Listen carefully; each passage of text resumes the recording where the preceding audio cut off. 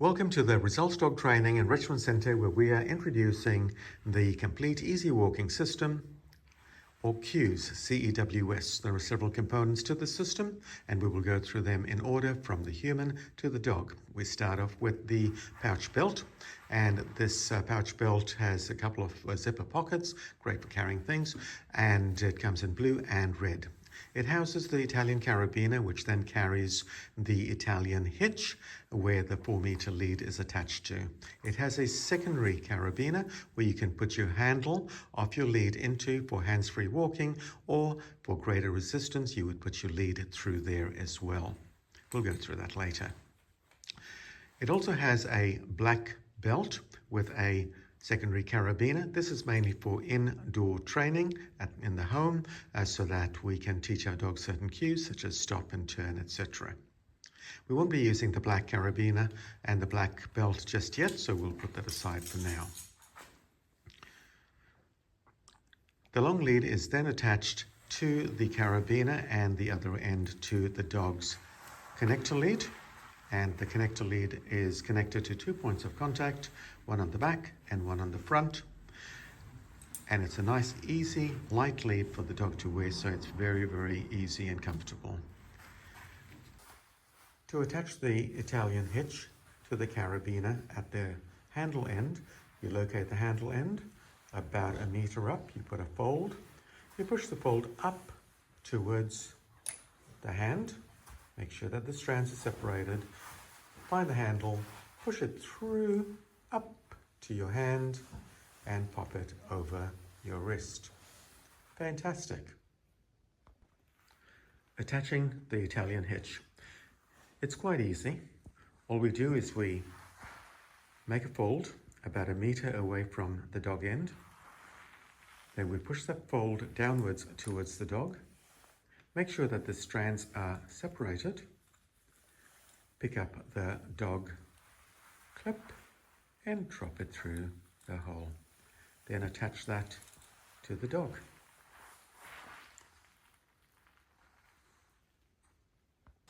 One of the things we can do is use the secondary carabiner to lock the handle. That's like if you are picking up dog waste and you want hands-free. So we're going to take the handle off the hand, pop it onto the secondary carabiner, and by pulling fairly tight on there, we've got a hands-free operation. The other thing that the secondary carabiner can be used for is to give greater resistance. So you can take the main part of the lead, push it onto the secondary carabiner, and as the dog pulls, there's greater resistance there for the dog. You've got greater support, and it supports your hands, your arms, and your shoulders.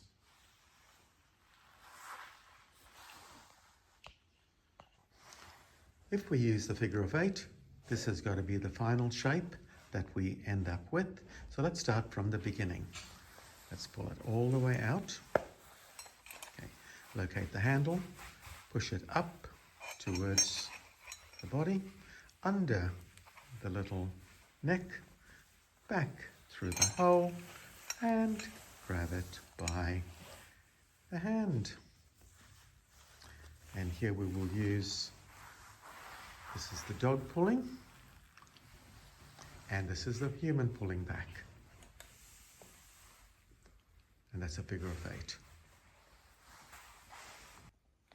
We're now going to use the training belt, the black belt with the black secondary carabiner, and we've attached the long line to it. This line is adjustable, and it will range from 1 meter to 2 meters, and it can be used for different purposes, but one of them is the in-home training. The lead is then attached to the connector, so it simulates the dog still being connected to 2 points of contact. Practicing gathering is really, really important. And so we're just going to have a little practice of the gather now.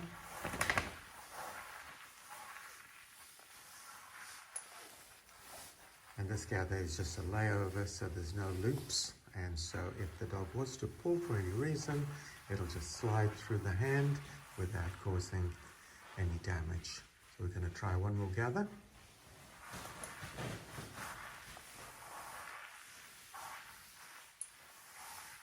It's important to try and keep the dog on as short a lead as possible, except when you want them to go further and sniff and so forth, especially if you know that there's going to be an issue, which means that the dog doesn't have a lot of momentum as they take off.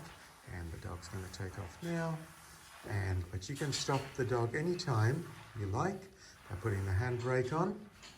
And there's the handbrake there. You might be wanting your dog to go and sniff, so you're releasing a little bit of line there, but you realize that it's time to stop. So you put a little bit of pressure with your foot brake hand, which is the one in front, to indicate to the dog that the stop sign is coming. The Italian hitch is the stop sign, and the dog has now met the stop sign. However, if the dog is still pulling, you may want to put your handbrake on, which is pulling your other hand, your dominant hand, forward to create a V shape at the Italian hitch, and you become fairly immovable. The only thing that could happen is your dog could try and topple you over, so it's important you put your back leg back so that you can balance backwards. In the case where your dog is still pulling and will not release, this is the time now that you may want to stand up, turn around, and walk in the other direction.